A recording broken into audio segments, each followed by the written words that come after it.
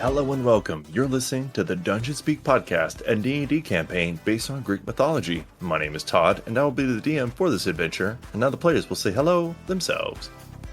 Hello, my name is Macy, and I'll be playing Aldora. Yo, what up? I'm Dylan. I play Andrak. Hello, I'm Dimitris, and I'm playing Castor. Hello, my name is Becca, and I play Kiriki. Hi, I'm Kevin, and I play Malachi. Here's something a little overdue. The origin story of Pallas, daughter of Triton, granddaughter of Poseidon.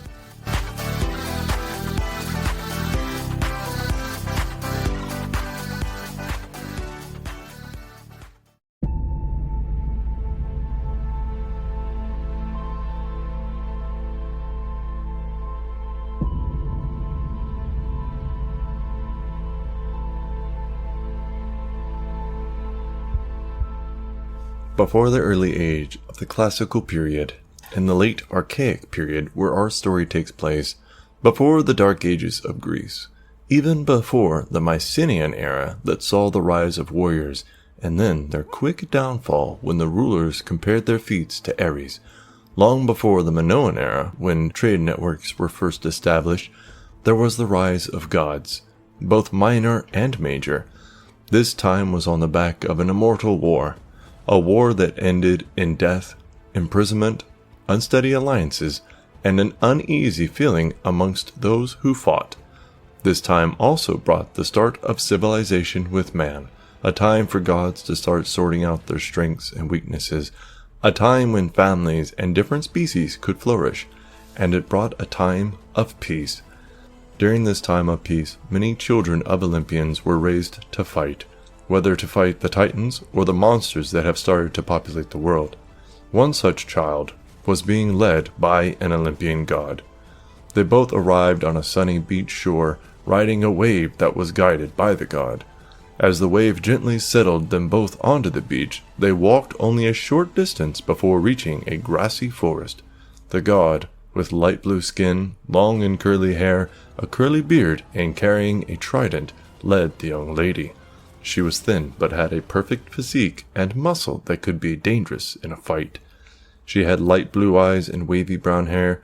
Her skin was pale and had a soft ivory glow under the sun. The forest whispered in green, sunlight dancing through the canopy in flickers, warm and golden. Below the trees, the river curled like a silver ribbon, humming with the song of stones and current. It was here where the moss grew thick and the air smelled of water and wildflowers that the water nymphs played. Among them was a little girl, a blur of blue and teal. Her skin the soft, smooth shade of moonlit tide pools. Her long, dark teal hair shimmered, ending in droplets that quietly fell, suspended in gentle motion as though the river itself had sculpted her from flowing waves. Her eyes, impossibly bright and lacking any pupil, glowed with childlike joy and quiet power. She spun in the air, her bare feet never quite touching the earth for long. With the grace of a falling leaf and the speed of a startled fish, she flipped backwards off a river stone, twisted mid-air, and landed perfectly on a narrow branch. The branch dipped slightly under her weight, but she stood poised and laughing, her arms spread wide, water glistening on her fingertips. Other nymphs clapped and cheered in delight. One, with delicate wings that were shaped like dragonfly wings, zipped circles around her, trailing laughter and light. Another, her lower half the shimmering tail of a koi fish, splashed from below with a playful flick of her fin. A boy who looked mostly human, save for the sea foam tattoos pulsing from his skin, challenged her to a race upstream, which she accepted with a wicked grin. But before the count could even finish, she was already gone, cartwheeling across mossy rocks, leaping over fallen logs with flawless form, hand springing into the air with such precision that droplets spiraled around her like a watery halo. Her movements were effortless and instinctive. She didn't show off to impress, she just moved how she was, fluid, free, and unstoppable. The others followed, trying to keep up, laughing as they tumbled behind her. Even the river seemed to giggle, its waves matching her rhythm, cradling her feet as she ran across it like it was solid glass. Trees leaned in closer, the wind paused to watch. As the nymphs all laughed together, a voice rang out. Pallas. The little girl, no older than 10 years old, spun around and began running towards the god. Grandfather! She slammed into Poseidon, her arms wrapped around his waist. He took a small step backwards with the impact, but smiled. Pallas, this is a new Olympian. She has a strong mind and will be great one day. But you are great in your own way. I would like you two to train together. Teach her everything you know. Teach her to counter the flurries you can use, and help her understand scaling a battlefield in the blink of an eye. Poseidon steps aside to reveal the pale young lady. Pallas smiles with delight and takes a bow before jumping with excitement. I love new friends! Over the next 10 years, Pallas and the young lady spend every waking moment together. They learn to fight together. They learn to strategize together. They even learn to survive in the wild together. They never quite see eye to eye on how to approach a combat situation, but in the end, they fight together. One day, after defeating a small den of chimera, a creature with the body that is a mix of a lion and a goat, with a fire-breathing lion head, a goat's head next to it, and a tail that was a serpent, the pair were in a cheerful mood. The sun filtered through the canopy, scattering light across the ground like coins tossed into a fountain. The quiet rustling of trees and the rhythmic chirping of birds were briefly interrupted by the clash of steel, metal meeting metal in a controlled, elegant dance. A blur of motion spun across the clearing. Blue skin gleamed in the light, and the glinting arc of two swords flashed like lightning over water. The water nymph flipped mid-air, landing light on her bare feet, her long teal hair trailing droplets that evaporate before they even touch the earth. You're dancing again, Pallas, said a calm voice nearby. Pallas twirled her blades once before slipping them into the sheaths on her sides.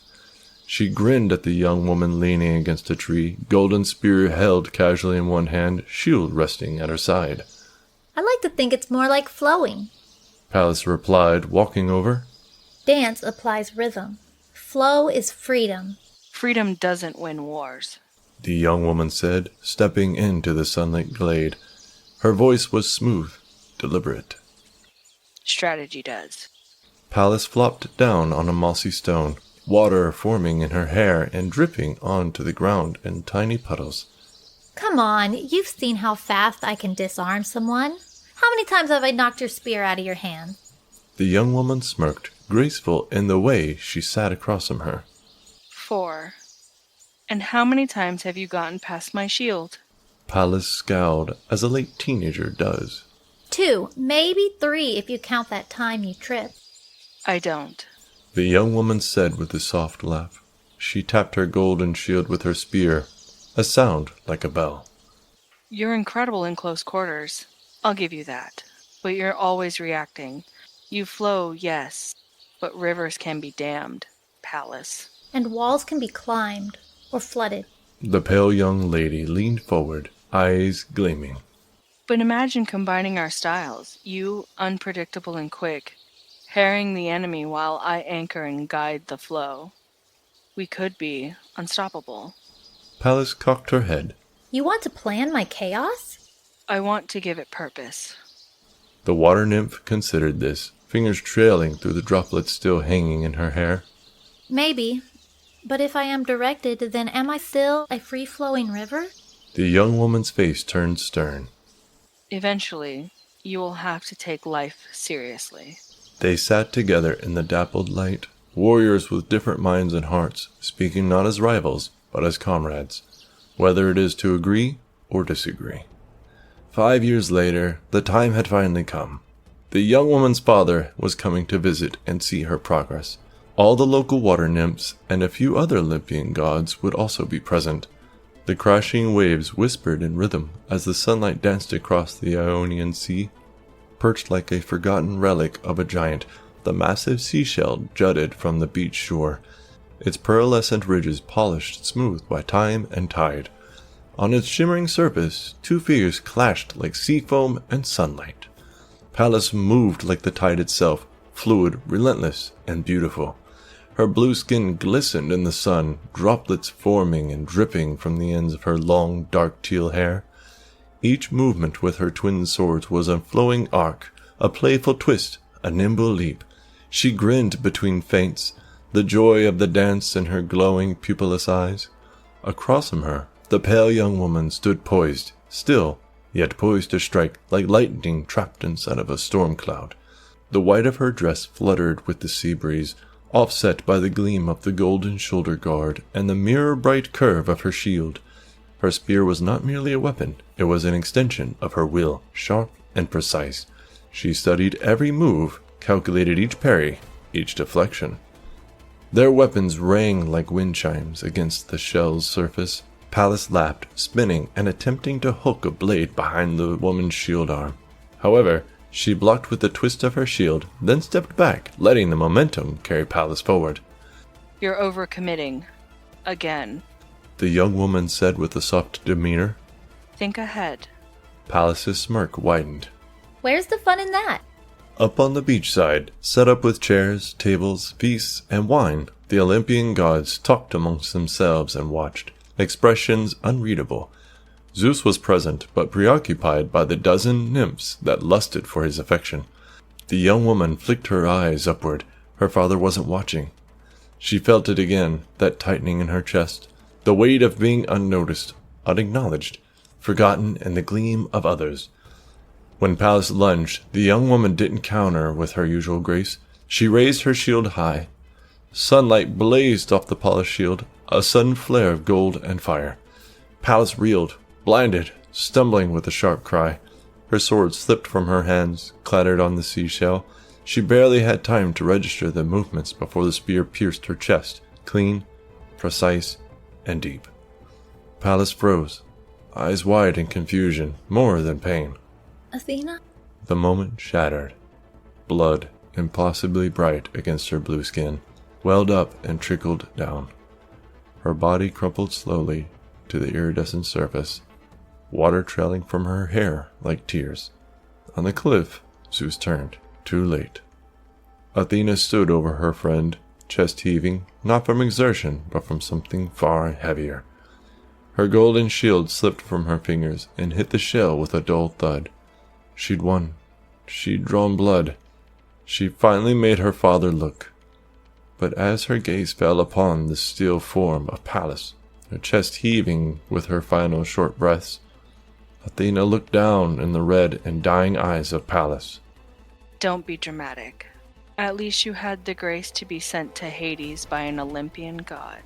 And the waves, once again, began to rise. Now, over 3,000 years later, Pallas roams the bright and flourishing grove labyrinth created by the Olympian gods next to a cleric. The cleric's shield and armor proudly showing Athena. Side by side, at the back of this group, Pallas keeps a constant eye on Adora, cleric of Athena.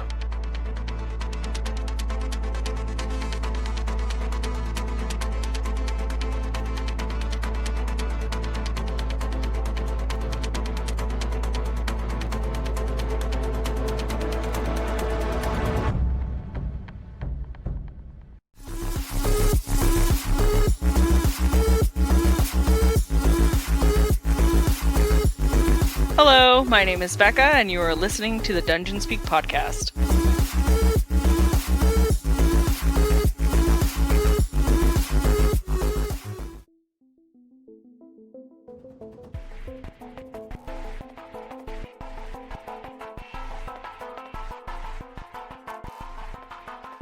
From around the corner comes one of these creepy looking guys that you've seen before. He has a mutated body. He looks like a human, like in the movies when they're cloned wrong. He's got parts that are in the wrong spot. His arms are bending the wrong direction. You can see one of his legs, the knee is bending the wrong way, so he's kind of like dragging that leg as he walks. And he looks, oh gosh, we got Andrak, we got Pallas, and we got Kiriki.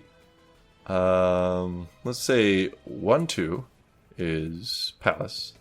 3-4 is Kiriki, and 5-6 will be Andrak. Kiriki, would you do me a favor and please make a Constitution saving throw. Yes. Thank you. 27. Well, that didn't work. DC was 13. You barely made it. I would have made it with both rolls. This creature, it kind of looks at you, Kirky, with these nasty looking white eyes. You see him flash a little bit, and then he just kind of gargles to himself, and then just wanders around the corner to the right. Like, he just keeps walking. All right. After that, Malachi, it is the top of round 2. It is your turn. You are surrounded by enemies. You have Castor, Aldora, Andrak, and Kirky by you. And then around the corner, you're pretty sure you see something attacking Kirky, but it just kind of like barely clawed at her. It's really weird. Okay. No longer in possession of reach. Am I too close? Is it impossible to hit that other monster, that toad-like monster that's near me? I will give you the ability to try to slash around the corner, like kind of leaning, but I'm going to give it a +4 to its AC. Okay. In light of that, how difficult would it be to get into that corner next to, behind Palace and next to Andrak? You can make it because you have all your movement. Okay. You're very dexy and acrobatic, so I'll just say you can kind of like slip in between them. Excuse me. Yeah, I'm Malachi kind of, I'm going to say for the flavor of it, because everybody's fighting or trying to fight anyways, he's just going to like do a little duck between everybody's legs and roll, kind of tucking tight to the ground so he doesn't smash into anybody. And he's going to pop up on the other side, and he's going to kind of brandish the sword, but instead of using the sword as an attack, he's going to cast Eldritch Blast, and I will narrate how that looks now if I hit. Which, honestly, with a 24 charisma bonus, or a 24 charisma check, So I'm you not better sure hit. how I'm gonna fucking miss this, my man. I'm with you. If I had a fireball right now, I'm a little sad. You might get counterspelled. Yeah. That's true. So, the first one's a 31 A 31 to hit? to hit. I'm sorry, which one did you want to hit? The one in front of Kirky or Palace? I'm going to take shots at both of them. Let's say the first one is the one in front of Kirky. All right. It hits that one. Well, shit. Natural 1 is the second attack. So, Are you about to pop Palace in the back of the head and make an enemy forever? Could have been lovers, now they're fighters. we'll see, I guess. I'll roll Let's go damage. positive first. I'll roll damage for the first one that's going to hit, and then, 7. 16 points of damage to the first one in front of shit. Kirky. That's actually a really good hit. I didn't see that coming. And then my D100 roll for my fail is a 24. I don't You want to do keyed it? up. Dylan? I had to remember your real name. My real name? Oh shit, is this magic? Yes, sir. Uh, I know, isn't it great? What was the number? 24. The caster becomes silenced for 1d4 rounds. Interesting. If you were a full-fledged caster, that would be the worst thing ever. Yeah, totally.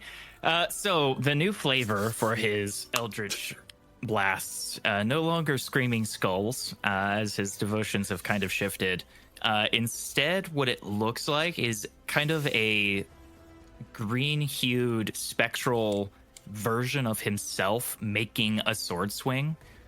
As he like swings the sword in the place he's at, this kind of greenish ghost of himself lashes out and does a full sword swing, making like going through the enemy kind of. And then the second That's really one, good. The second one like starts to leave his body, but it kind of dissipates in like instead of actually moving out. I mean, sometimes it just doesn't work. How many rounds are you silenced for there, Mr. Kevin? Is it a roll? Yes, sir. 1d4. I am silenced for 3 turns. Oof. All right.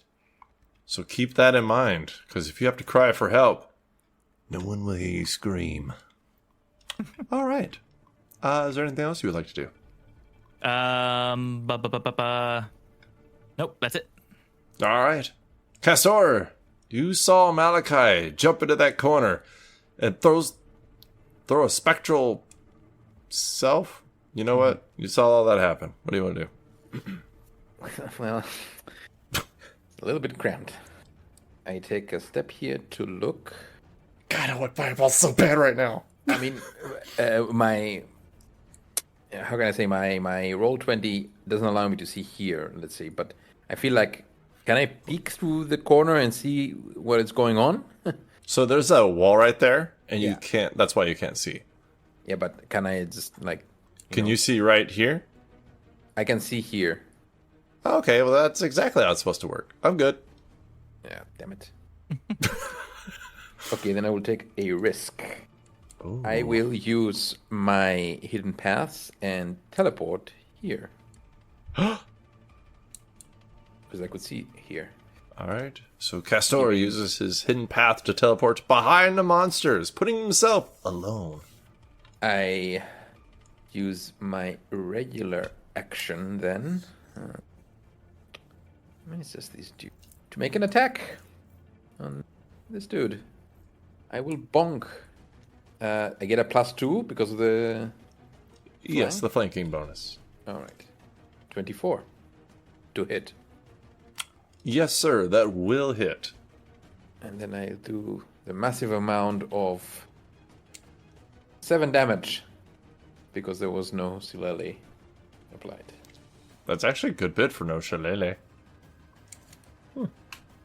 That one looks angered. And actually, you see on the ground behind you, where you teleported, there's a pool of blood. Compliments of Kirky. Kirky, how long does that last? I'm sorry? That pool of blood lasts a bit. If you were to put that into a number... 10 minutes. Oh, Jesus. All right. All right. So you teleported, you bonked. Is there anything else you would like to do? Yeah, I don't have anything else to do. All right. Kiriki, there's that one in front of you. He doesn't look angry like his kinfolk. You're not really sure what his deal is. He's not acting like most of the demons you've seen. But he is ugly and he is a demon, so... Stab, stab, stab. Yeah. Which one looks the most hurt? I don't want to spread the love. The one in front of you looks the most hurt. Okay. Alright, so... First swing. Oh. Second swing. And then my offhand. Just go ahead and pour all my damage in. Okay, so the first swing was a 31. Second swing was a 25. Third swing was an 18. With the offhand. They all hit. I would hope so. The 18 The is a 31 little questionable, but yeah, the 18 I had to look, but they're a little dexy, but they don't have a lot of natural armor. alright. Okay, I had to remember the last swing. Total of 30 points of slashing damage. All right. Ooh, he's looking hurt. He's bleeding. He looks really sad. You can just see it in his eyes. His eyelids come up a little bit as he looks down at you because he's just a large creature. Actually, you're tall, so he's probably about even with you. And he just kind of looks at you. Okay, that's the end of Kiriki's turn. She is not sure what's happening, but she also doesn't care. Fair enough. All right. After that, it's gonna turn and attack Castor.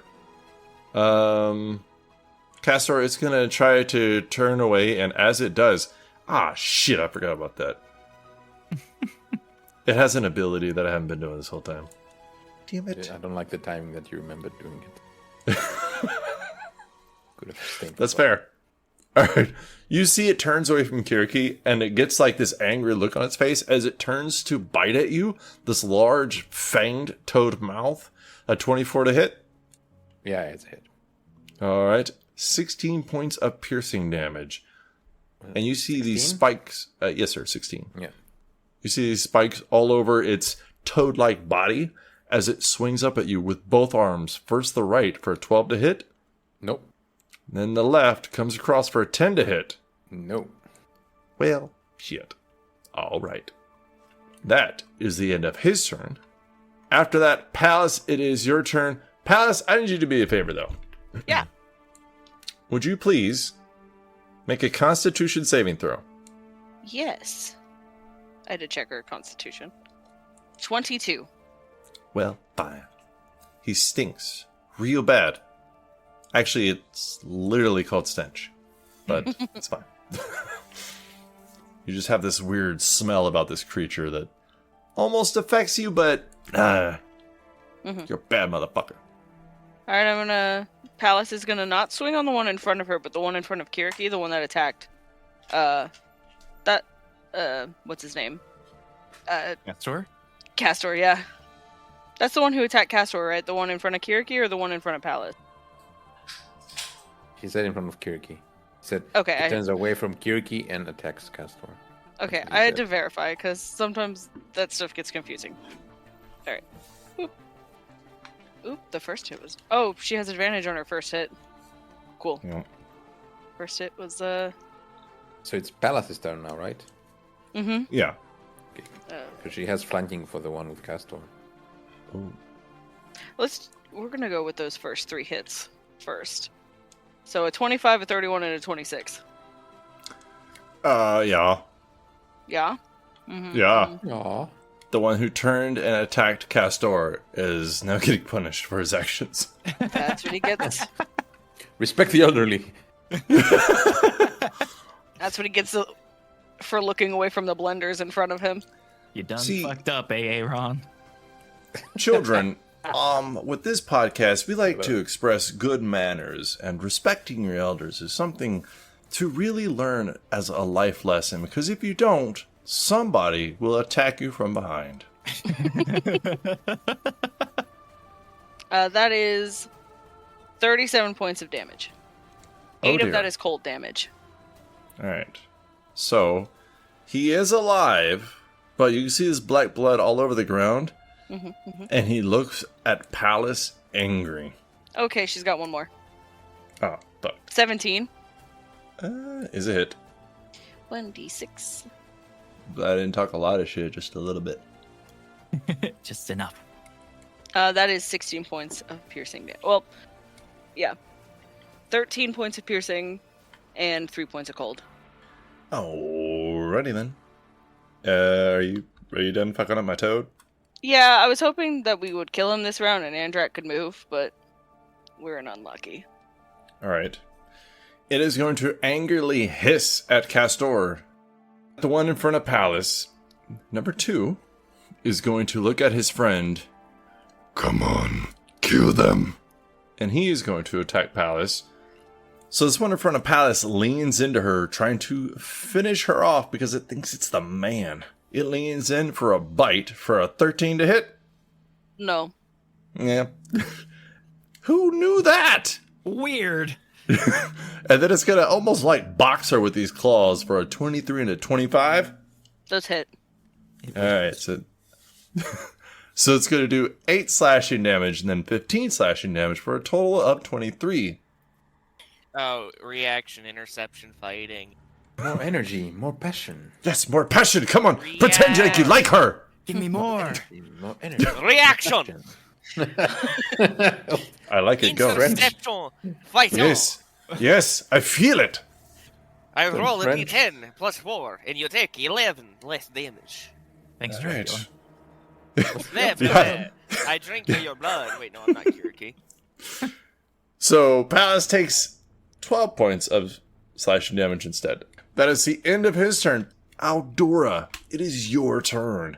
You are behind everybody. I might honestly kind of regret this, but I'll do it anyways. That's the Just spirit. because I have no onslaughts. But Crusader's Mantle. Ba-da-da. Ba-da-da-da. Oh, you don't have to do anything, huh? It just happens. Yeah, 30-foot radius, and everyone gets extra 1d4 radiant damage.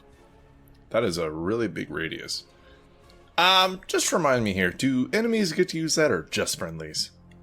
Just friendlies. Alright. Okay. Is there anything else you would like to do in your turn? Nope. Not that I could think of. Okie dokie. After that, it is Andrak's turn. Andrak, you're stuck between a Malachi and an Aldora in front of you, Kiriki and Palace in front of them, Toad 1 and Toad 2 behind them, Castor. And then there's a little pool of blood back there.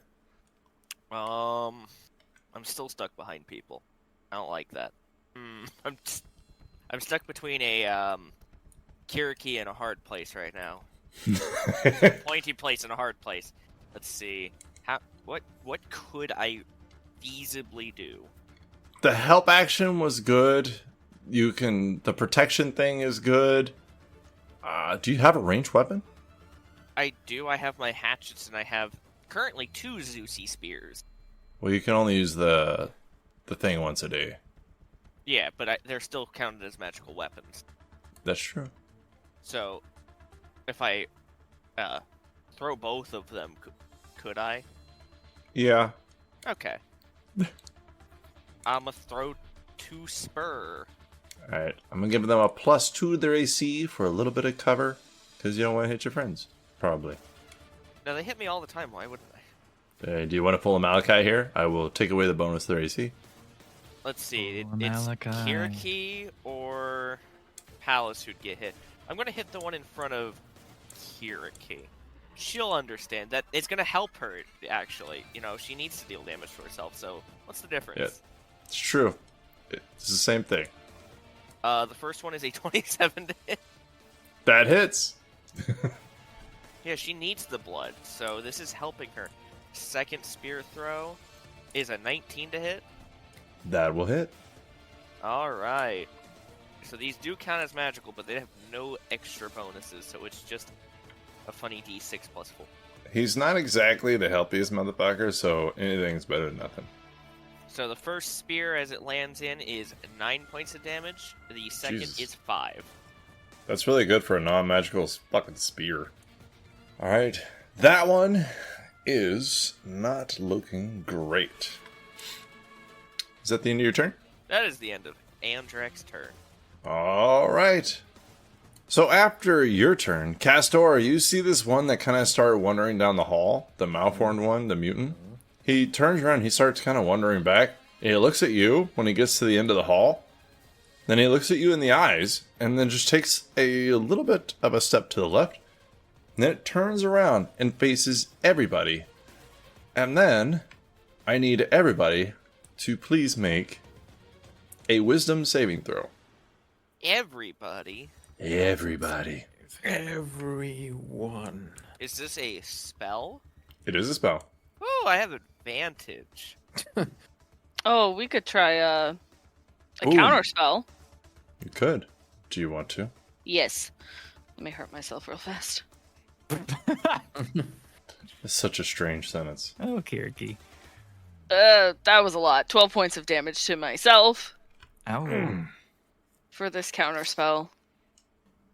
You see this creature hold out both of its hands and make like this shrill scraping sound with its throat. As Kiriki, what does it look like as you shut this shit down? Again, Kiriki's eyes begin to bleed as she used that kind of damage to herself, and she extends her hand, and you see almost like a blood sigil appear right in front of the creature and like wrap around it and disappear. Oh. I want to. Yeah, She wasted 2 people's nat 20s on that. Are you serious? Yeah, yep. Damn. To be fair, you Yeah. rolled after me, so you wasted your own natural I 20. wanted to see what I was gonna get. Oh, you wasted We all that shit. rolled, and then you said, "Can I counter it?" Well, he That's asked how if it it was a happened. spell effect. Yeah, I rolled after she decided to counterspell it because I was like, I'll roll just in case she doesn't pass a check if it needs one. Alright, so this loud shrill suddenly goes silent, and it angrily takes a right claw to Castor. Oh no. He's not within 5 feet of me. Castor, you fool! It's all This good. dude sucks. Does a 12 hit? Nope. Yeah. All right. So its body, mangled and malformed, is unable to really get a good swing in. Top of round 3. Malachi, it is Hi. your turn. You're still at the back. Palace is still alive. You can probably finish her off and take her place if you want. No, I think not. I think, let's see, both of them are still alive, and now there's this new one. Yes. I don't think you saw him before, so yeah. Okay. The two toad ones are looking pretty messed up. The one in front of Kiriki is looking fucked up. The one in front of Palace looks pretty healthy. Okay. He is going to... And the one in front of Palace also just attacked Castor, right? No, the one in front of Kiriki attacked Castor, the one in front of Palace attacked Palace, and then the one beyond the whole group attacked Castor, the creepy, weird one. Gotcha. I'm going to do 2 Eldritch Blasts at the one in front of Palace, the toad one. I'm sorry, 1 second. I need you to make a Constitution saving throw, please. But why? Because I keep forgetting to do this. Okay. Oh, you should say that out loud, Becca. I want to check something before I say it. No, Ooh. you're right. You're right. It's verbals. Mm-hmm. Yes. So fuck it. I don't have anything else that I would do. So I think, and Malachi probably isn't that smart. He's got a 10 intelligence. Malachi. Oh, by the way, 20 on my con check. Okay. You stave off the stench. Cool. And then he takes the sword back and begins to make a strike as though he had before. And as he opens his mouth to speak the words and make the sounds that he usually would to cast this, he falls silent. And the sword kind of swings as if you're going to make the attack, but nothing happens. And then he looks very confused and a little sad. Honestly, don't have anything else I can do for this round because I'm stuck in the corner. So that's it, boss. All right. And for those listening, Becca kindly reminded us all that Malachi can't do shit because he's silenced. 2 more turns. Stuck in a hole. Can't say shit. Here we go. Yeah. Castor! At least it didn't happen to him because Castor would be in a really bad place. Kind of like right now where he's surrounded by 3 enemies. What do you want to do? That is a very good question. I will tell you. If you attack, you get 1d4 extra radiant damage because of Aldora. Yay. I will wild shape into a dire wolf. Ooh. So Castor sort of lets out a howl as he shapeshifts. He makes that motion to drop on all 4, but as he's dropping, he morphs into a really big wolf. Damn. But unfortunately, it is a full action, so I cannot do anything else.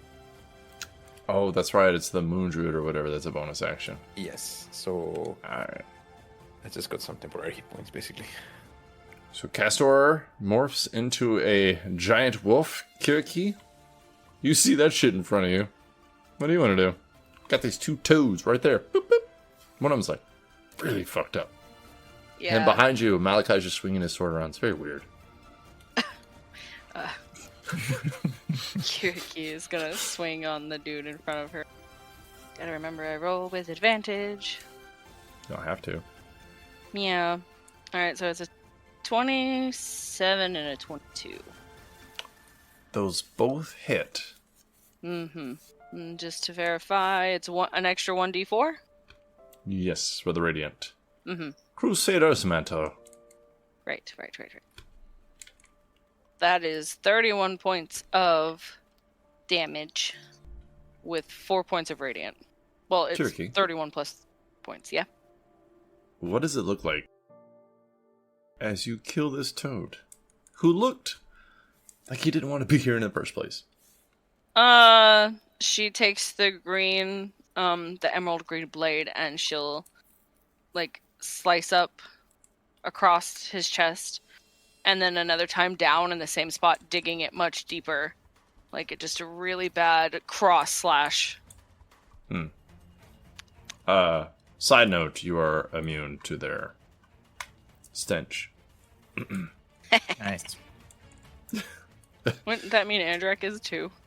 Oh, I didn't roll for Constitution. If I don't remember to do it on your turns, then I don't have you do it because I don't like backtracking. All right. It's my fault for fucking it up. And I don't think so. Is Andrak immune to poison? He's resistant Oh. Oh, and has advantage against being poisoned. so he would be really hard for it to have a 2, but a natural 1 twice in a row could do it. Yeah.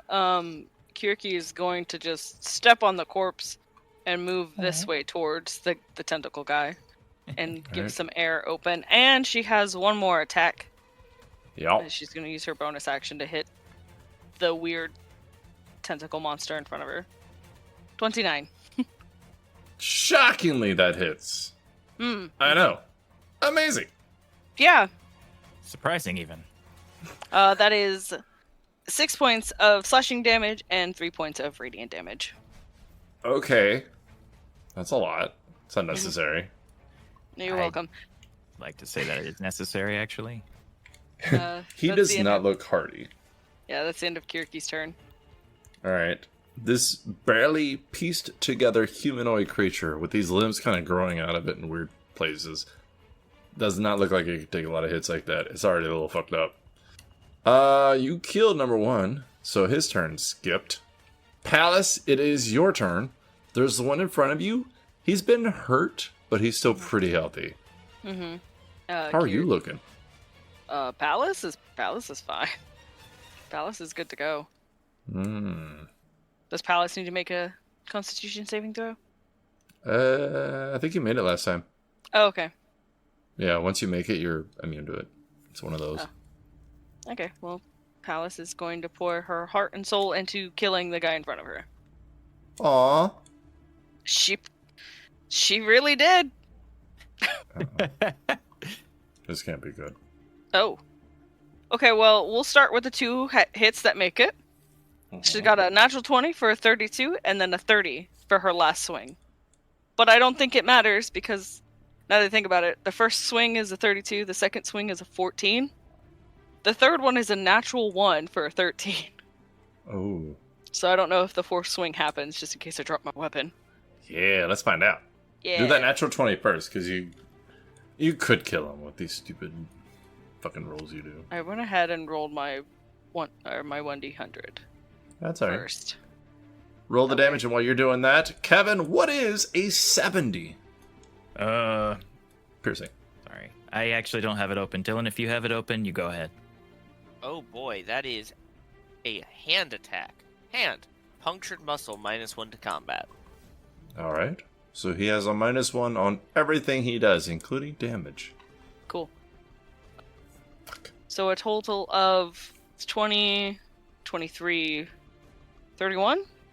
Math is hard. Wait. So it would be 32. Oh. 32 Okay. points of damage. Alright. 32 Roll my points of fumble. damage. Yeah. 29. That is clumsy. Fall. Roll dex or drop primary weapon.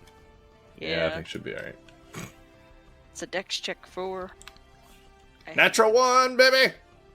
Damn. 24. You're absolutely fine. Go ahead and carry on with your last hit. Okay, so my last hit is a 30, so normal damage. She's so Yes. complex. She's got so much going on. Alright, that is 20 more points of damage. Jesus! Nice. Oh, it's just normal hit. That's all. Just 20 damage. It's fine. Don't be mad!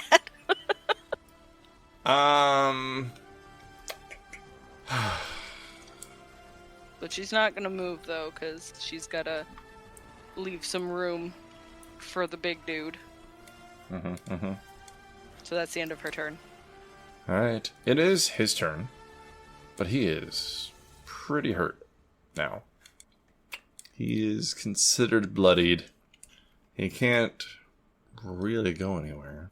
He doesn't have any magical abilities that help him out. I guess he's gonna angrily just swing at Palace.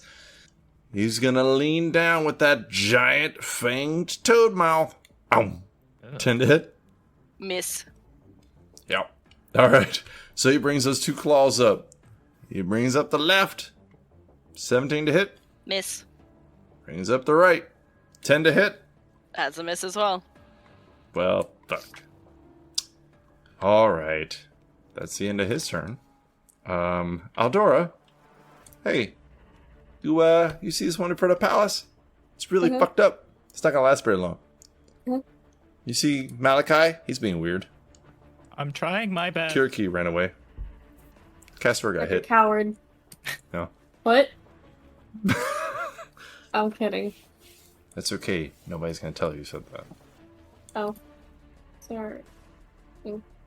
Okay. Well, I'm going to... Well, yeah. No, I'm going to Guiding Bolt the frog. And then make a... Yeah, she's being angry right now. Okay, so it's just an actual spell attack. Does 26 hit?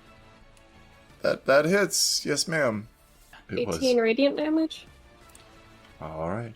He takes that. He cries out in pain. Oh. It burns. No, My he's still soul. alive. And Probably not for long.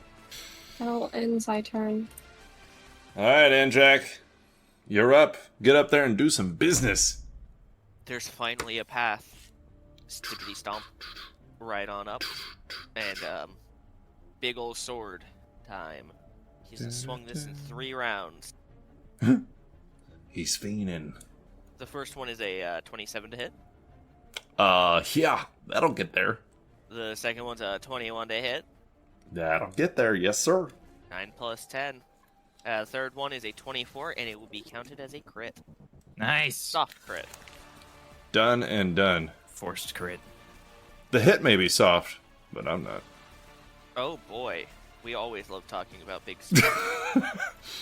So, the first 2 always combined. That is 30 points of slashing as he comes down and then up. And for the wide swide. The wide swide. The wide swide. You could kill him if you roll good. With a 27. He had 24 hit points.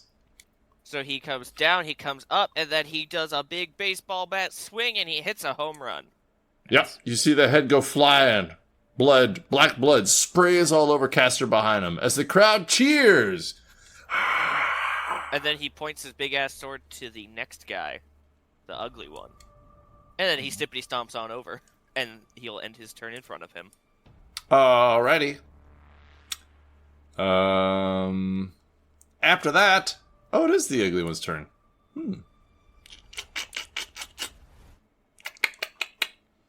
This could be fun to do.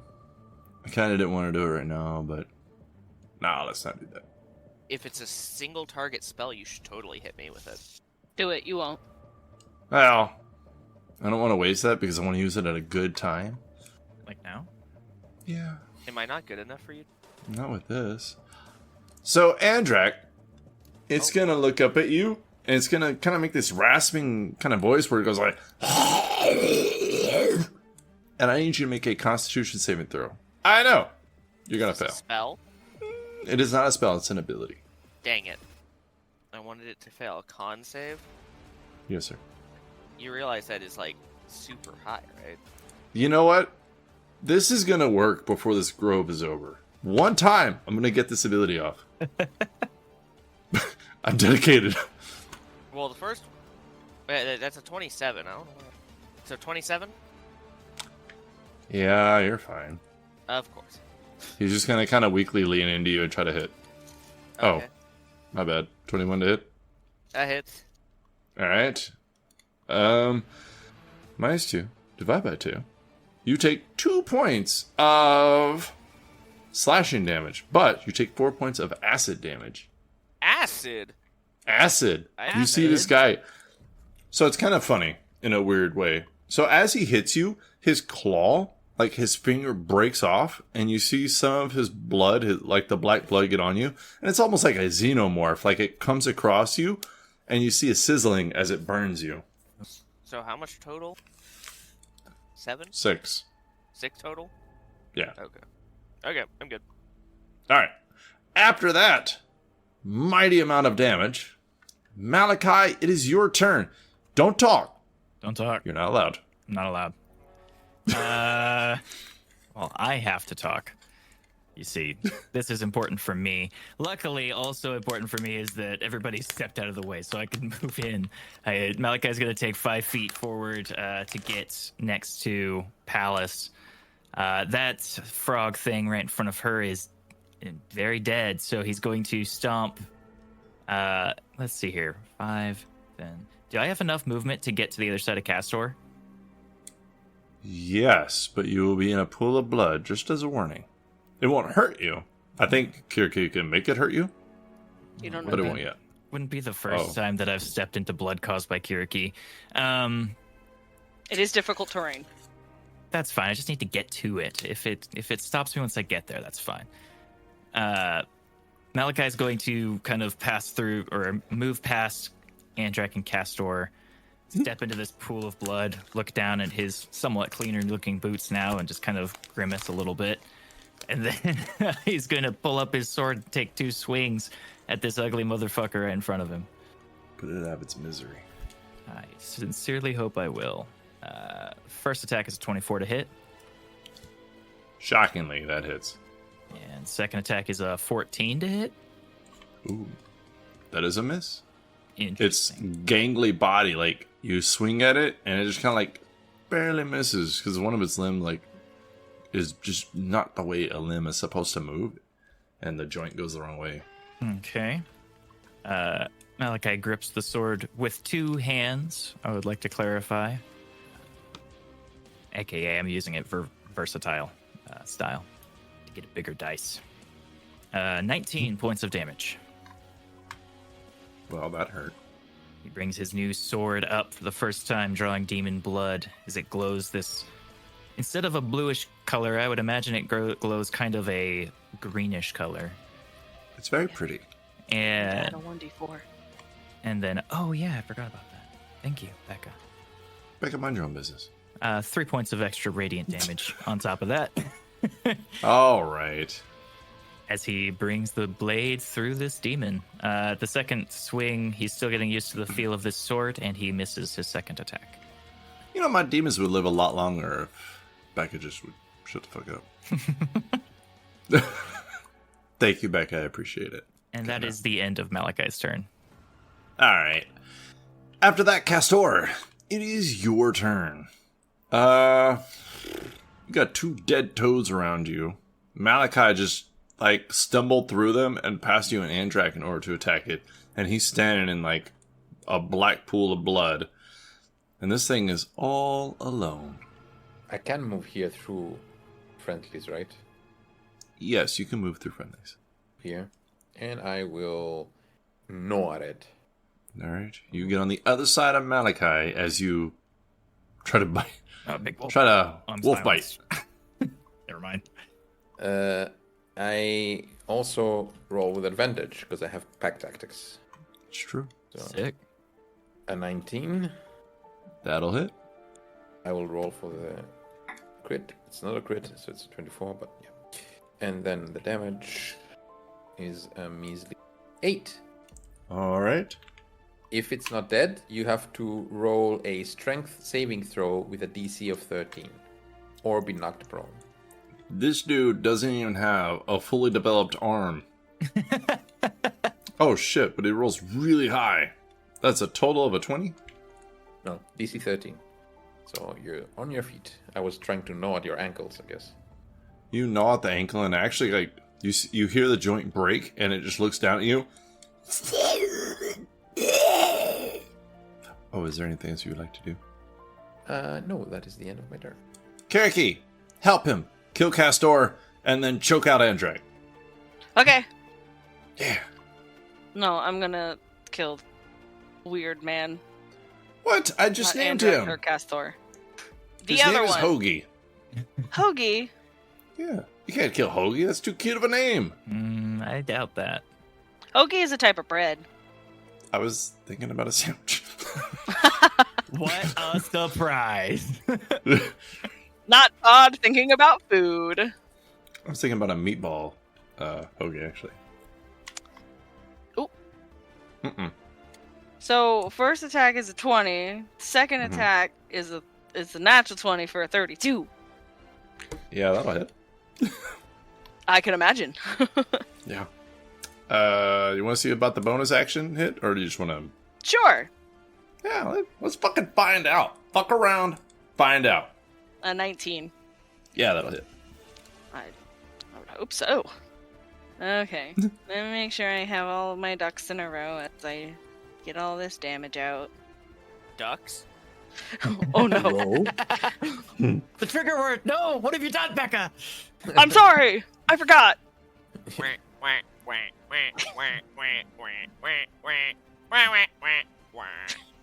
God damn it. The sleeper agent has been activated. I am Drake Mallard. I am the Duckomancer. I cast duck. Not Drake Mallard. Not that guy. Okay. I've done all my damage. The natural 20 damage is 23 points. The other two is just 24. I didn't hear a D100. I'm sorry. Oh, right. It's a crit, Becca. I forgot. I got distracted by the duck noise. 38. Weird. 38. This Yeah. is a slashing weapon? Mhm. That is a powerful hit. 2 times damage. Chance to shield break. I break his shield. Let's go. That's his undeveloped arm, right? Yeah, I mean, that hit actually kills him, so... Oh, yeah, that hit is 46 points of damage, and the rest is just, the rest. Becca. Yeah. So what does it look like as Kiriki breaks his shield? Well, kills him? it was the first attack, so Kiriki comes down real hard with her blade and pretty much decapitates the guy. And then just keeps swinging, because there is no control. Damn. Yeah, why not? All right. You guys are out of combat. You can see that the second hall actually connects to the first one. And ahead of you is a long hallway, 15 feet wide. And then 10 feet in front of where you first went, there is a short hallway to your left. And that hallway is about 30 feet long, but after about 10 feet, it turns off to the right. Mm-hmm. And Malachi, you're in difficult terrain. Oh yeah, he takes a step out of it and stumbles onto the normal grass and looks down at his feet. Okay, I can talk again. That's good. What did I just step in? And you'll watch as Kiriki will step in it and has 0 difficulty. It looks like they're... Yeah, but if you put your... You know what? It's not important. We're moving past it. Kiriki will reach down and touch it. It's an ancient art. The priestesses don't practice it anymore. Good. Well, I'm gonna keep an eye out next time so I don't step in coagulated demon blood again. That was stickier than I would have imagined it should be. You're lucky it didn't bite. Excuse me? Kiriki's gonna step out of it, and you watch as she twitches her hand, and you watch as spikes shoot out of it. You keep forgetting that she is a blood person. Yeah, no, definitely forgot about this whole... Anyways, sorry. Where to next? Continue onwards then. We can either continue onwards or go back and stick along the outside wall like you guys were talking about. Yes, should we continue moving through the outskirts of the area, as you suggested, Andrak? I agree. We should. I will remain in wolf form and follow Kiriki because of my keen hearing and smell. It's probably for the best. Somebody has to be able to see shit. Kiriki is gonna look over the party, and everyone good to keep going? I mean, Yes. it's been a long day, but there's no stopping now, right? I mean, until we find somewhere that's maybe a little safer. We don't know how many demons could still be lingering around the corners here. Fair enough. Alright, so we're heading back up to the frickin' walls keep you from just, like, teleporting around. Aha! He has successfully stopped us from zooping, as it were. Okay. Kiriki's gonna lead y'all back up to the top, because there's the outer rim, and then there's the rim. Is Kiriki Whoa. scouting ahead, or is it just, Kiriki's gonna scout ahead again. Alright. So go ahead and please roll a stealth check. I will roll one as well. Are you gonna go with her? Yes. Yeah. Alright. Which has a very low stealth. Don't look at that. It's fine. Oh, Okay. 21. 27. Becca, you have rolled a lot of natural ones. They They didn't count, which is good, but Yeah. It's great I You- have advantage. you lucky son bitch. There was a reason I picked up this one. I've seen my rolls. I know Alright. what she does. How did y'all do? I got a 27. And I got a 21. Alright. And how far behind is Andrak and party following? Say, We're gonna like, stay 20, 25 feet. that's what I was going to suggest. Yeah, like 20 to 30 feet back at most. Alright. That way you're one action away from being caught up. That's a good Yeah. idea. So you guys get all the way down this hallway, which, as Kiriki stated before, was long. It is actually a 95 feet hallway, and then when you get to the very end of it, it curves off to the left, and you see absolutely nothing again. Long, beautiful grove hallway. 10 feet wide, 10 feet tall walls, beautiful sunlight above, kind of glistening off the blood-stained clothes you wear. I'm sniffing, kind of like a police dog or a bloodhound, trying to pick up anything. You smell cocaine a little bit to your left by about 20 feet. Kiriki, vámonos!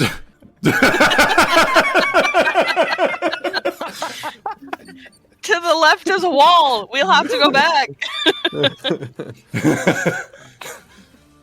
That's a bonus item. It gives you haste. Oh, God. But there's a 50% chance of addiction. Oh man, we should have talked about that earlier. How this hallway just never seems to end. No. It's very long, the hallway. You guys eventually get to where you are at an opening to your left, which Castor just goes up to. Throws caution to the wind and says, "It's around this corner." I didn't cross the corner. I see nothing from where I am. I see a little bit here, and that's it. Alright. I stopped at the corner. So you can't see what's... Oh, never mind. You don't see that yet. I cannot see here. I cannot see here. I cannot see here. I'm just messing with you. There's nothing there. So you guys eventually get to an opening that's about 10 feet wide to your left. And then about 15 feet beyond that, another little hallway that breaks off to the left. And then you can see a little bit distant down, the hallway continues. So Do I the hear first anything? hallway, make a perception check. I will also make a perception check.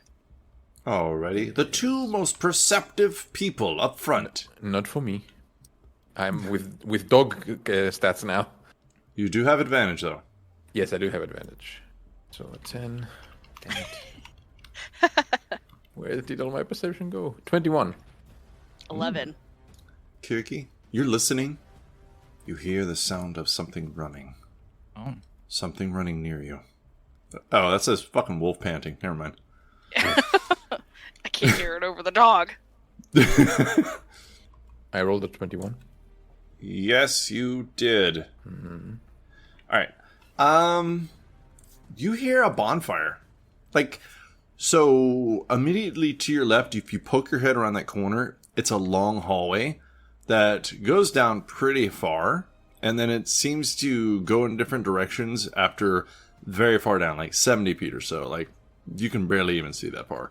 but there's a slight opening ahead into this hallway to your right. And it's right after entering this hallway. Inside this area ahead of you and to your right, where it's like about 15 feet wide, it sounds like there's a bonfire in there. You can't really see anything immediately, but if you go in there, you might be able to see. But that's it. You just hear a bonfire of some kind. I mean, Kigeki hears my voice in her head saying, there is something burning up ahead and to the right. Can I smell something burning, or is it just wood fire? You hear it, you don't smell it. I don't smell it. Uh, I can hear the bonfire, but I don't smell anything. Kiriki's gonna step around just gently around the corner in front of Castor, and, like, start peeking around. As you angle yourself to just be able to see into this 15-foot wide room, you're able to just barely see what looks to be a statue. And you can see beautiful flowers all around it. But they almost look more like crops than flowers. You can see a pumpkin patch. Oh. A sunflower. Kiriki's gonna poke her head. You know, like when people, like, don't put their whole body into the thing, but, like, poke their head around? Hey, you get gonna a better Scooby-Doo view? this shit. Yeah, I'm gonna Scooby-Doo this shit, but I have to peek around to get a better view. Like, I have to actually move my token. But I'm not, Go ahead. I don't want to be in the room. Yeah. You see it now? Yeah. Yeah. Isn't that fun? Yeah. As you poke your head around, you see there was those two, like, oozy fire creatures before that attacked Andrak. And, I mean, they attacked the whole party, but one of them actually moved into Andrak's space and set him on fire. He is the one who took the blunt of the damage. I mean, it still wasn't much, but that's because of fucking Andrak. But you see there's three of them past this large statue with these flowers and crops all around it. Mm-hmm. Kiriki Oh, is gonna... and then Yeah, go ahead, sorry. I was just going to say there's an exit to the room on the other side to the right. So it looks like you could enter from that side if you wanted to. Kiriki is gonna motion to Castor to halt. And then she'll, like, slice across her neck because she can't speak back to him. She's trying to do it quietly and, like, point into Ooh. the room to motion that there's something ahead. And then she'll peek back around this corner to the rest of the party and motion them down quietly. I mean, I move here so I can see the party. And then who's in the front of the party? Andrak Andrak? is... Always be Andrak. Yeah. So I tell Andrak in his head again that there are demons ahead and there is another statue there with the demons. Those damn statues. And I highlight that we can catch them by surprise. Andrak will whisper. I don't know if I can hear that. I'm like 60 feet away or something. He's talking to the rest All right, yeah. with him. Sorry. So Eldora and Malachi. Yes, that sounds fine. Sounds good. Do you want for me to move forward first, since I am not wearing anything that makes an abundance of noise? Yes, that sounds good. Let's do that. Kiriki will meet them in the hallway as they come up, and she'll say it's, I don't know, just two fire demons, and I want to make a knowledge check to try to remember what I learned last fight with them, to see if I can pass on any knowledge.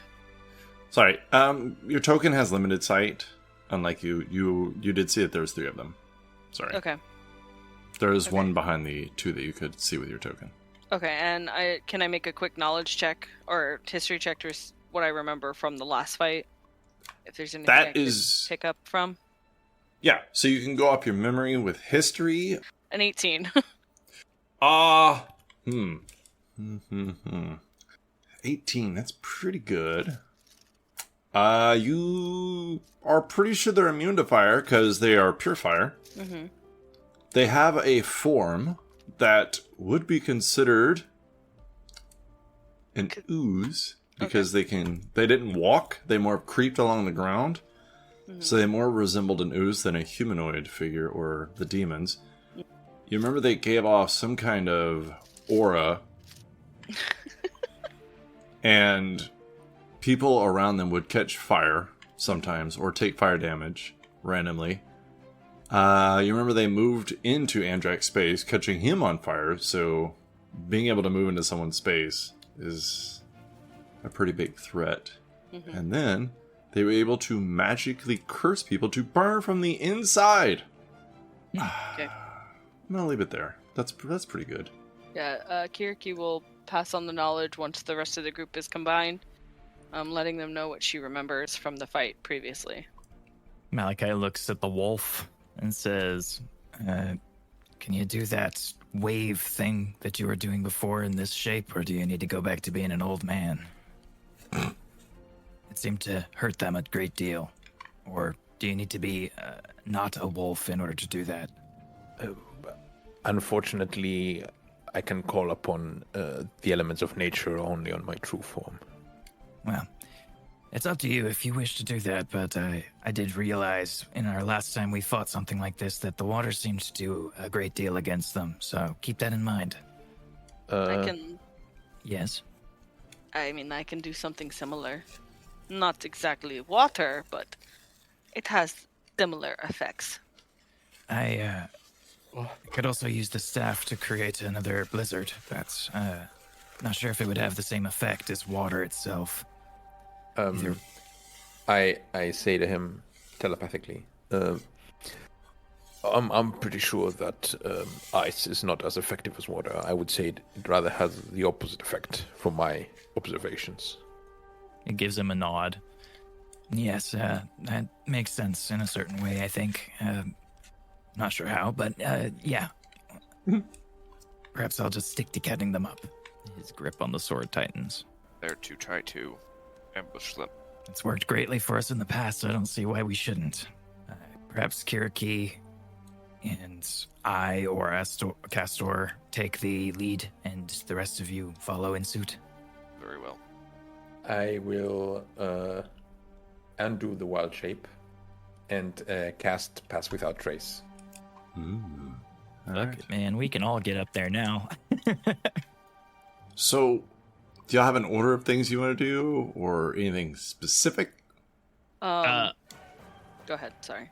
I was just going to say, when we're going to try and sneak in there, get a surprise round. The first action that Malachi is going to do is an Eldritch Blast, but that's once we, like, as soon as he sees the rest of the party make their attacks, he's going to wait until, like, Kiriki and everybody can get in and start doing stuff first, so he doesn't alert the enemies before they have a chance to get up there and do something.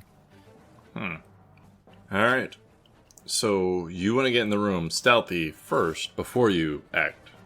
We're gonna go around. We're gonna Okay. keep going down the hallway and come up behind them. If that makes sense. Alright. Yeah. Alright. No, that's why I brought that entrance up, so that you can get the melee people up there faster. Mm-hmm. So that's a good idea. Alright. So go ahead, if you would, please all roll stealth checks. Add +10 from his Pass Without a Trace. Alright. Malachi, how'd you do? 23, Terrible. honestly. Alright. Castor? 27. That's okay. Kiriki, 33. you should be ashamed of yourself. How'd Palace do? 30. These fucking people. Adora, show them how it's done. What'd you do? Add a 2. +10. +10? Oh. Yeah. That would be, 12. Sorry? 12. You gotta say it with pride. You did well. You're a cleric in full play. You did great. Andrak, how did you do? With disadvantage, 29. Alright. That's not bad, y'all. Not bad at all. You have an average of 31. That can't be right. 1, 2, 3, 4, 5, 6. Oh, no, that's not right. She's really bringing down the class average. I know, right? I forgot about Palace. Alright, so you guys have an average of 26. That's still... Let me just check their passive perception real quick. Yeah, that's a 12. Okay. So I think they're gonna get you. You guys feel real fucking sneaky as you creep around. Which direction do you want to go? Because you can see to your left down this hallway, but you can also go ahead 15 feet And then there's another hallway there, but you don't know what's down that hallway. So could be better, could get worse. Malachi's gonna follow Kiriki and Castor since they've already been here. Yeah, we're gonna keep going down the hallway to sneak up behind them. All right. Do we know if there's an entrance on the other side? Yes. Yeah. Okay. You saw it. You would have seen it too if you poked your head in there. Oh, I gotta I grab did poke my Palace. head out in there and didn't open up until there. That's why I must. So once you guys get to the little curve off, right there, you can see there's a 10-foot wide intersection between this hallway and the one on the other side of the room. All right. I think Kiriki will. I guess Kiriki and Castor will enter at the same time. Mm-hmm. This way, and then I guess down. Oh wait, it's. Oh yeah, I'll go straight here. And I'll go all the way down, full movement. Yeah. Oh. All right. Oh, it's still it's another hallway. We got to keep going. Oh. Yeah. Dun, dun, dun, dun. As you guys get to the other side of where that room would be, past this little 15-foot intersection, you get to another hallway where it tees off. And you can see it opens up to your left and your right. To your immediate right is the entrance into that room. Kiriki, if you're not careful, you know they're close by, so even though they can't see you, if you get too close, they might notice you. So to your left, you can see the hallway keeps going. To your left, after about 10 feet, you can see it tees off into this hallway, and there's another hallway that branches off to the right. Okay. The hallway you're currently in goes all the way to that wall where you originally came from. The entrance is right beside you, Kiriki. What do y'all want to do from here? You're all clumped up right there outside this room, ready to go. I go ahead. speak into Kirki's head, so nobody hears me, and I say, I can start with one of the waves. I have to go. Kiriki, as soon as she sees Castor begin to cast the wave, she's also going to jump out and cast her own. All right, Double. let's roll some initiative. Okay. Yeah, you can see him now, huh? Malachi is going to be moving to the backside of Kiriki, like right there, getting to cast his things. Adrak's waiting for the waves to be done to run in and smack shit. Oh. All right. Aldora, what are you going to do during this surprise round? Prepare cantrips. Malachi, do you plan to do anything? Yes, after they launch their waves, Malachi is going to cast an Eldritch Blast. All right. So it's going to go in initiative order, so if you go before them, then that means it's going to go into the regular rounds. We don't. So there's no surprise round? There is, but I'm saying if he's waiting for y'all to go, Oh. then if he goes after y'all, then that's fine. But he won't, because he's a dex-based character and Castor's not. I mean, So I'd put money. yeah. I mean, the way that turned out in the rolls is true. From what Do you I want can to see. test the waters, or do you want to say you just shoot them at the same time? Well, I mean, so if we all get the surprise round, is it possible, like, if I do my attack, since it's a spell attack, it won't interrupt their spells either? Nope. I'm These not guys getting in won't the do a way. damn thing till the original or till the normal round starts. Okay, then yeah, no, I'm fine with blasting. Okay. Anybody want to say anything before we go? Malachi's blasting, Kiriki's waving, Castor's waving. What else? All right, initiative rolls. Malachi got a 9. Ooh. Hey, look, it would have worked out. Told you. Castor, how'd you do? 4. Oh, well, maybe not. Kiriki, do better. 18. There we go. Palace. 12. Ooh, guys. Aldora. 5. I'm sorry? 5. Wow. Andrak? 18. I'm assuming Kiriki's gonna win that one. Yeah. She dex based. Andrak not. Malachi. My rolls are Alright. the best today. Don't worry. Nobody did great, really. Kiriki's usually way higher than that. Alright. Kiriki, go ahead and do your blood wave. Dex saves, I think? Yep. Alright. Are they resistant to magic? Shit. They're not. Oh. That is a 24, a 22, and a 21. Oh, yeah, they take half damage. As like Kiriki steps around the corner, she drags her scythe across, and again that blood pools and grows larger, and they take half of 24 points of bludgeoning damage. But the spell also says any unprotected flames in the area of this spell are smothered and quenched. That is not going to count for magical creatures, but I can appreciate the effort. But it's like water slamming into them essentially, but it's just blood. It's still wet. Uh-huh, uh-huh. A little sticky. So, but 12 points of damage. All right. It is thicker than water. Is there anything else you would like to do? No, that was my... All right. Malachi, Eldritch Blast. Which one? The closest one to us. Just whatever the right. easiest target right now. So the closest one is number 3. I will give them real names later. Why not? That one, because they're kind of like in an L shape as they're standing there. And you can see they have these crops and fruits around them. And it looks like they're looking at it, almost studying the food. Interesting. 30 for the first attack. Yeah, that'll hit. And 23 for the second one. That'll hit. Okay. Number 3 is going to get fucked up. Oh, there we go. Oh, that was actually supposed to be doubled for that. Wow, minimum damage. Happens to the best of us. Don't fret. 16 points of damage. All right. Number 3 starts out with 16. Bam! 2 1s on the damage dice. Believable. That's pretty rough. Yeah. All right. Castor, tidal wave. Yes. Go, gadget, wave. They all roll a DC 17 dex. Dex. Let's see here. 8, 20, and a 13. So number 2 is the only one who passed. So the rest, let me double check. So the ones that failed take 16 points of damage and fall I believe prone. they're... Yeah. And the one that succeeded takes 8 points of damage and does not fall prone. All right. And you do hear the sizzling as it hits them. Let's see here. Top of the first round. Kiriki, you're at the entranceway. You have 3 of them in front of you.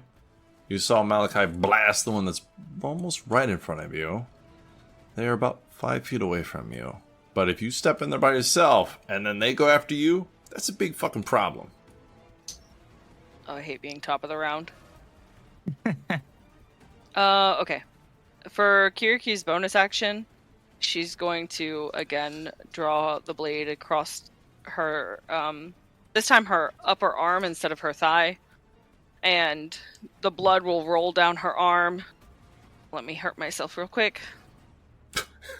Done more damage to myself this round than monsters have. Whew, that's a chunk, too. This round? In In general, that's last true. round, too. This grove. Yeah. No, just in this session, I've done more damage to myself than the monsters have.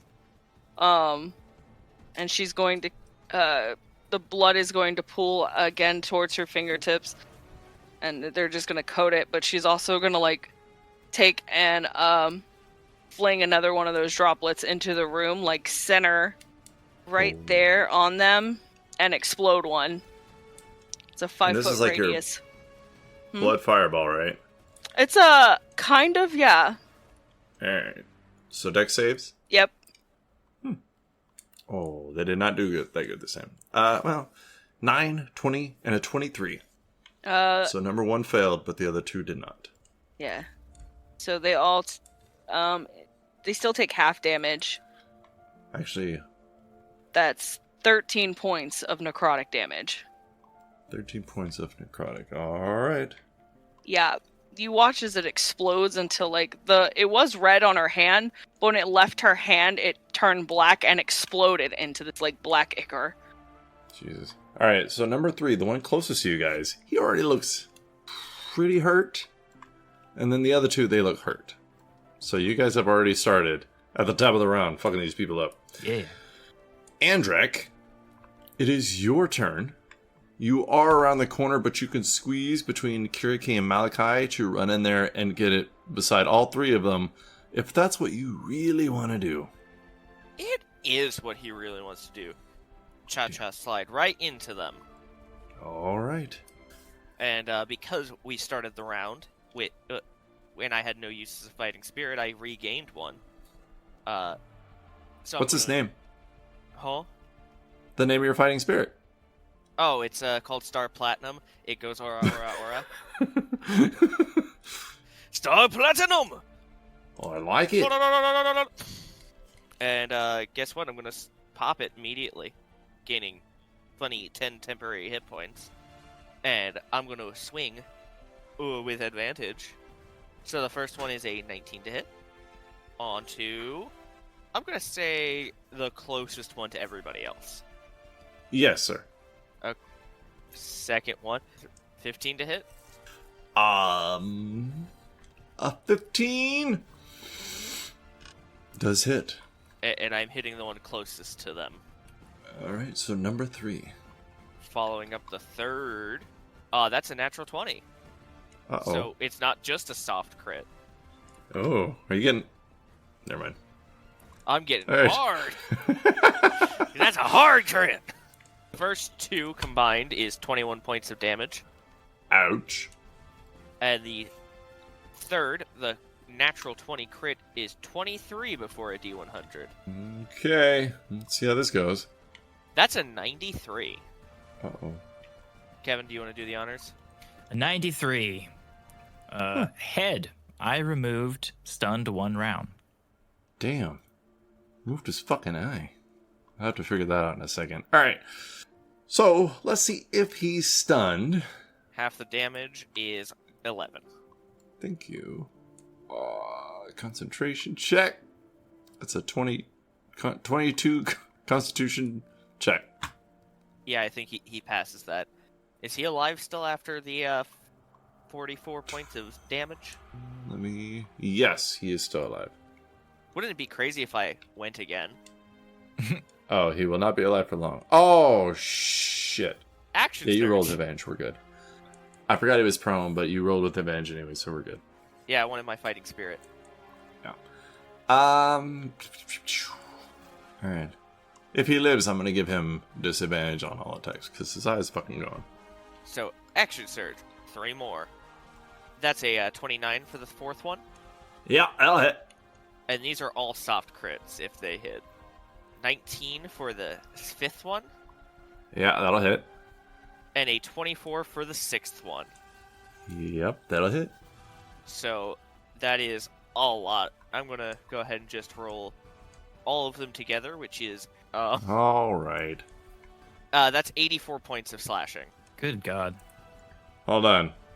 I'll just subtract 84 from 29. Worth it. You mean subtracting... Oh, 84 from 12. Okay, so... His child just died, and they're not even in this realm. That's how bad that hurt. Alright, you kill that one. What does it look like as this giant sword just cuts right through it? Like a flurry of attacks, the blade just keeps slicing and slicing and slicing before the goop becomes suspended in air for a moment, and then puffs into smoke. And then he points his sword at the next one.